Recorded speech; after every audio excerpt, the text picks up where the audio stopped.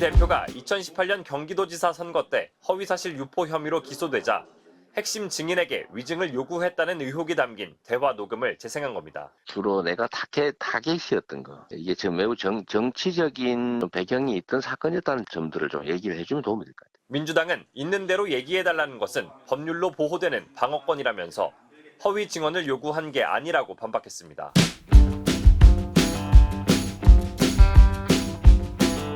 광주 광산시 갑 국회의원 박균택입니다. 이재명 대표를 겨냥한 정치검찰의 사건 조작에 여당인 국민의힘마저 가세한 것입니까? 현재 1심 재판이 진행 중인 이재명 더불어민주당 대표의 위증교사 사건과 관련하여 이재명 대표와 김진성 씨 간의 통화 녹취를 공개했습니다. 약 3분 50초 분량으로 악의적으로 편집된 녹취를 공개한 것인데 악마의 편집으로 왜곡된 사실관계를 바로잡고 문제점을 지적하고자 합니다.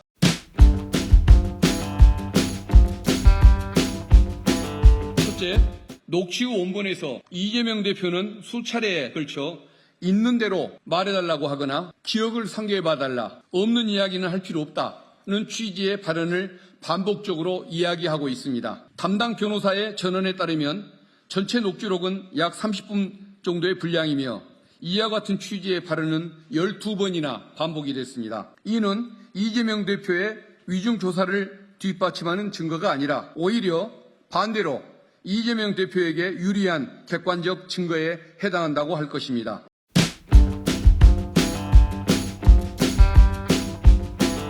박종훈 의원이 자신의 유튜브에 올려놓은 이 영상을 보면 더 기억을 하겠습니다 라고 원본에 돼 있음에도 불구하고 여기에는 자막을 일부러 더 지켜드리겠습니다 라고 의도적인 자막 조작을 했습니다. 전혀 다른 텍스트를 현출하면서 의도적인 왜곡을 하고 있습니다.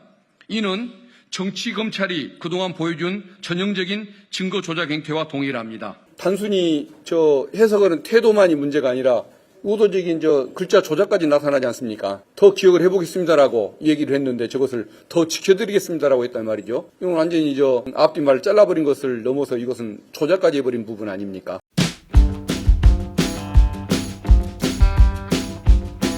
(15년) 지난 사건에 대해서 증인이 돼줄 사람과 대화를 하면서 또 증언을 나와달라고 요청을 하면서 과거 사실에 대한 기억 환기용 질문을 했던 거, 이게 반복적으로 됐기 때문에 위증을 유도한 것이다, 위증을 교사한 것이다라는 것이 검찰의 공소장의 취지인데,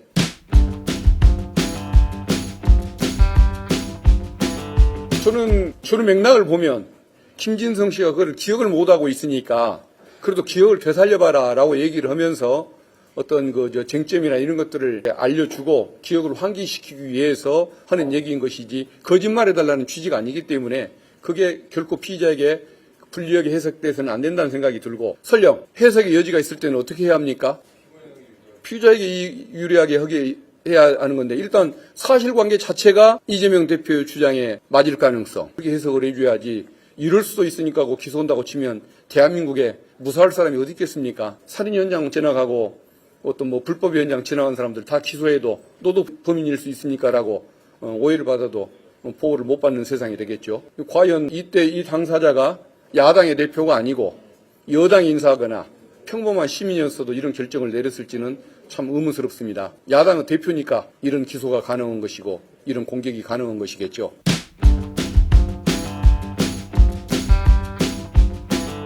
정치권에서는 사건의 관계인도 아닌 박정훈 의원이 녹취록을 얻을 곳은 검찰뿐이라고들 이야기합니다. 이는 민주당이 특검을 통해 정치검찰을 발본색원하고 처벌까지 하겠다고 하니 집권 여당, 국민의힘 국회의원, 정치권 스피커를 이용해 국민 여론을 호도하는 등 공작에 나선 것이라는 지적이 이어집니다. 박정훈 의원은 수사기록이자 사건 증거기록인 녹취를 누구로부터 언제 어떻게 전달받았는지 그 출처부터 명백하게 밝혀야 할 것입니다.